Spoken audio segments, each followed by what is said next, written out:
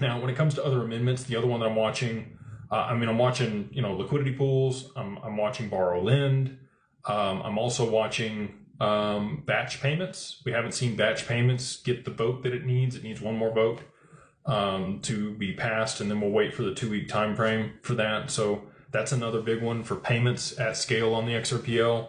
You probably need batch payments unless we have, an implicit or explicit subnet, which Bob Way has a patent on for the XRPL that they could use to be able to facilitate payments at a much higher TPS than what is currently available on the network. About 1,500 TPS is kind of the high end where it starts to have problems. You have to use payment channels, trust lines, and an implicit or explicit subnet for it to be able to scale along with the side chains, right? So you have all these different avenues to be able to push volume on the network. And again, none of this is my information. I'm not this smart, okay? So this is me talking to Matt Hamilton, David Schwartz, other developers, people from Bank of America and some other large institutions.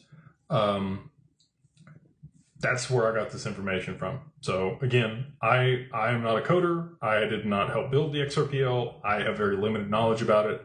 I listen to people that are smarter than me and then try to understand how they're going to use it and what actually needs to be in place for them to facilitate hundreds of thousands of, transactions per second. Because really at scale for MasterCard and Visa, they're going to have to. MasterCard and Visa today both process around 30,000 TPS using their current systems. That's a lot, 30,000 transactions per second. So for that to move on to the XRPL, you need something that's going to have to scale far beyond 1,500 TPS.